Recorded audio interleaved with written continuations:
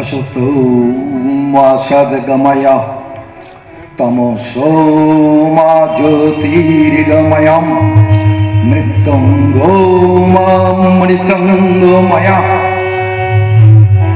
ओम शांति ओम शांति ओम शांति शांति शांति। उपनिषदेर ওই অমোঘ বাণী শুনতে দারুণ লাগে, তাই না? উপনিষদের কথাগুলোই আলাদা। যারা একটু জানেন তাদের কাছে অমৃত তুল্য। এই যে কথাগুলো, এর মানেটা কি? এর মানে হচ্ছে, হে পরম ব্রহ্ম, হে পরমাত্মা, হে পরমেশ্বর, আসতো মা সদ্গময়, তুমি আমাকে অসৎ থেকে কি করো? সত্যে প্রতিষ্ঠিত করো। কি সুন্দর কথা, তাই না? তমসো মা জ্যোতির্গময়, তুমি আমাকে অন্ধকার থেকে আলোতে প্রজ্বলিত করো। কিসের আলো? জ্ঞানের আলোতে। আর তৃতীয় কথাটা কি বলছে? মৃত্যুঞ্জয় মৃত্যুঞ্জময়, মৃত্যু থেকে আমাকে অমৃতে নিয়ে যাও। কে নিয়ে যাবে? কে নিয়ে যাবে? হয় ভগবান নিয়ে যাবেন, আর নয় কে নিয়ে যাবেন? গুরু। গুরুই তো কি করেন? জ্ঞানের আলোকে আমাদেরকে, আমার হৃদয়কে প্রজ্বলিত করেন, তাই তো? এটা আমরা জানি। তাই উপনিষদের এই যে বাণীগুলো আরও আছে, আপনারা সকলেই জানেন। যেমন আমরা কি বলে থাকি? অতিথি দেব ভব, অতিথি দেব ভব, মাতৃ দেব ভব, পিতৃ দেব ভব, জননী জন্মভূমিশ্চ স্বর্গাদেব। জননী এবং জন্মভূমি দুটো মারাত্মক জিনিস। জননী এবং জন্মভূমি দুটো মারাত্মক কথাটা ব্যবহার করলেন কেন? আমি মনে করি পৃথিবীতে যদি দুটো শব্দ থাকে, জননী এবং জন্মভূমি, এদের কাছে আর কোনো কিছু তুলনা করা চলে না। যে মা আমাকে করেছে 10 মাস 10 দিন জঠরে ধারণ করেছেন, অতি কষ্টের সঙ্গে লালন পালন করেছেন তো, তাহলে সেই মাতুল্য আর কি হতে পারে? তেমনি যে দেশে জন্মগ্রহণ করেছে সেটাই তার জন্মভূমি। সেই জন্মভূমির সুখ আমার সুখ, সেই জন্মভূমির দুঃখ আমার দুঃখ। ফলে সেই দেশ ও মাতাকে আমাদের সবসময় কি করতে হবে? তাকে সুরক্ষা রাখা বা তাকে শ্রীবৃদ্ধি করার আমরা আন্তরিক থেকে আন্তরিকতম প্রয়াস সারা জীবন ধরে প্রাণ জায়গা তবু তাকে রক্ষা করতে হবে। সেই জন্য এই শব্দ দুটো অত্যন্ত মারাত্মক। জননী জন্মভূমিশ্চ, চ মানে কি? অ্যান্ড মানে যেমন এবং হয়, চ সংস্কৃত শব্দে চ মানে এবং। জননী জন্মভূমিশ্চ স্বর্গাদপি গড়িয়েছে। জননী এবং জন্মভূমি স্বর্গ অপেক্ষা অনেক বড়। আর কি বললাম? অতিথি দেব ভব, অতিথি হচ্ছে দেবতা তুল্য। তো এই যে নীতি জ্ঞান কলা, এই যে জ্ঞানের কথাগুলো, এগুলো কে শেখায় গো? বাড়িতে, তাই তো? কে শেখাবে? পিতা মাতা। গৃহশিক্ষা, এটা আমার মত, আপনাদের, কারণ 700 কোটি মানুষ আছে সারা পৃথিবীতে, ভিন্ন ভিন্ন মত পোষণ করেন। সে যাই হোক, আমি যেটা বলি আমার মত, সেটা কি? আমি যেটা বলতে চাইছি সেটা যে গৃহশিক্ষাই হচ্ছে আসল শিক্ষা। এখানে কি করে সৌজন্যতা, কি করে আতিথেয়তা করতে হয়, মা বাবাই প্রথম তার শেখায়। আর সেই শিক্ষা হচ্ছে অন্যান্য শিক্ষা থেকে অনেক অনেক বড়। আরো বড় শিক্ষা কি?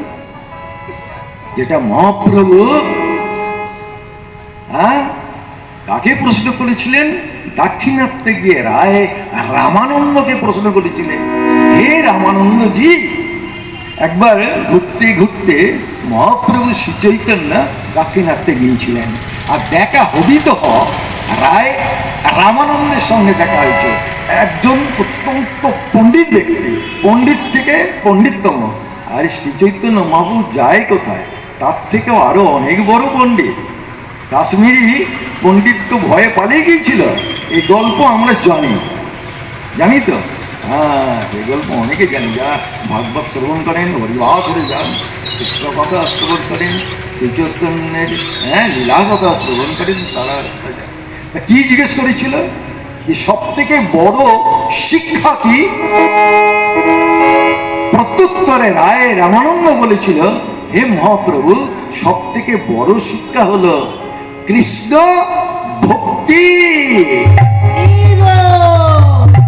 কৃষ্ণ ভক্তি সব থেকে বড় শিক্ষা। বলছে হ্যাঁ, যদি অপার শ্রদ্ধা, অপার কৃষ্ণ ভক্তি না থাকে, ঈশ্বর প্রেম যদি জাগরিত না থাকে হৃদয়ের মধ্যে, কোন মানবের মধ্যে, তাহলে সে মানবে কখনো সুখ শান্তি আসতে পারে না, কখনো তার শ্রীবৃদ্ধি ঘটে না, তার জীবন সুখের বা বিপদ সংকুল সবসময় ভরা থাকবে, বিপদহীন হয় না। সেই জন্য কৃষ্ণ তা প্রত্যুত্তরে রায় রামানন্দের কাছ থেকে ওই শিক্ষা পেয়ে মহাপ্রভু বলেছিল, তাহলে যে এই যে পুঁথিগত যে বিদ্যা, এগুলো কি বিদ্যা? বলছে এই বিদ্যাগুলো হচ্ছে সবকে আমরা যে অর্থ উপার্জন করি, বিলাসবহুল জীবনযাপন করি, তার জন্যই এই অবাক হয়ে গেছিলেন। সেদিন মহাপ্রভু অবাক হয়ে গেছিলেন। তো যাই হোক, আমাদের এই মানব জীবন যদি সুখের করতে হয়, শান্তির করতে হয়, তাহলে কি করতে হবে? ভগবানের চরণে আশ্রয় নিতে হবে, তার নাম ভজন করতে হবে। অন্তত সারাদিন না হলে একটুখানি যে যখন যেমন ভাবে সময় পাবেন সেই মতো তার নাম, না হলে জীবন কি হয়, নানা বিপদ এবং সংকটে জড়িত হয়। একথা আমরা জানি। আর ওই যে আমরা কি বলে থাকি বলুন তো, কি বলে? একটা কথা জানবেন, সংস্কৃতে একটা সুন্দর কথা আছে, এই শুনছেন তো? একটা সারাদিন, তাহলে বুঝবো। ঠিক আছে, হাত তুলুন। ধন্যবাদ। আসল ব্যাপারটা কি জানেন, আমি বলে যাচ্ছি আর আপনারা শুনছেন, আমি ঠিক বুঝতে পারছি না। ওই যে একটা সাংস্কৃতিক কথা আছে না, যস্য নাস্তি স্বয়ং প্রজ্ঞা শাস্ত্র তস্য করতে কিং লোচনাভ্যাম বিহীনস্য দর্পণ কিং করিষ্যতে। আমি তো গড়গড় করে বলে গেলাম আর আপনারা শুনে গেলেন, কিন্তু বোধগম্য কিছু হলো না। বাংলা করে বলি তাহলে বুঝতে পারবেন। বলছে যস্য নাস্তি স্বয়ং প্রজ্ঞা, যার নিজের কোনো বিবেক বুদ্ধি নেই, চেতনা নেই, শাস্ত্র তস্য করতে কিং, শাস্ত্র তাকে কি করতে পারে? হাজার শাস্ত্র শুনে তার কিচ্ছু হবে না। যার নিজের মধ্যে প্রাজ্ঞতা নেই, বুদ্ধি নেই, বিবেচনা নেই, চেতনা শক্তি নেই, মনুষ্যত্ব নেই, দয়া মায়া মমতা কিচ্ছু নেই, শাস্ত্র তাকে কি করবে? লোচনাভ্যাম বিহীনস্য দর্পণং কিং করিষ্যতি। পরের লাইনটা কি বলছে? যার দুটো চোখ নেই, যার দুটো কি নেই, চোখ নেই, দর্পণ তাকে, দর্পণ মানে কি? আয়না, আয়না দিকে তা কি হবে? ও কি চমৎকার কথা, তাই না? আচ্ছা, তো আমরা মূল জিনিসে ফিরে আসি। তা বলছে তাহলে ভগবানকে আমরা যেমন তেমন যাই করি না কেন, যাই করি না, দিবানিশি যাই কাজ করি না কেন, কি করতে হবে? ভগবানের প্রতি কি করতে হবে? বিশ্বাস রেখে তাকে দুবেলা ডাকতে হবে। একদিন এক ভক্ত শ্রীরামকৃষ্ণকে বোধনা করেছিলেন, ঠাকুর কি করে সংসারে থাকা যায়? প্রত্যুত্তরে ঠাকুর বলেছিলেন, ওরে সংসারে তুই কাজ করবি, কি করে কাজ করবি? এক হাতে কাজ করবি আর এক হাতে ভগবানকে ধরে রাখবি, আর তারপরে যখন তোর কাজ শেষ হয়ে যাবে তখন দু হাতে ভগবানকে ধরবি। ও কি চমৎকার কথা, তাই না? কি চমৎকার কথা। তার এক ভক্ত পাশে থাকা, সে জিজ্ঞেস করেছিল ঠাকুর, কাকে? শ্রীরামকৃষ্ণকে, তাই তো? যে ঠাকুর সংসারে থাকতে গেলে কেমন ভাবে থাকবো? বলছে, ওরে সংসারে থাকবি কেমন ভাবে? শোন তাহলে বলি। বললো রে, পরের বাড়ির ঝি যেমন বড় লোকের বাড়িতে গিয়ে থাকে, ছোট ছোট করে বলতেন তো কথাগুলো, খুব সুন্দর লাগবে। যে পরের বাড়ির ঝি যেমন বড়োর বাড়িতে গিয়ে ওই ছোট ছোট ছেলে মেয়েদের লালন পালন করে আর ডাকে, কি বলে ডাকে?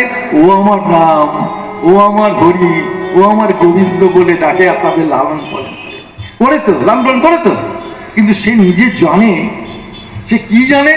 সে নিজে জানে দুদিন পরে যদি আমাকে লাথি মেরে তাড়িয়ে দেয়, আমাকে দেশ বাড়িতে ফিরে যেতে হবে। রইল এত বড় বাড়ি রাম হরি গোপাল, তা সব কোথায় পড়ে রইল? কোথায় পড়ে রইল?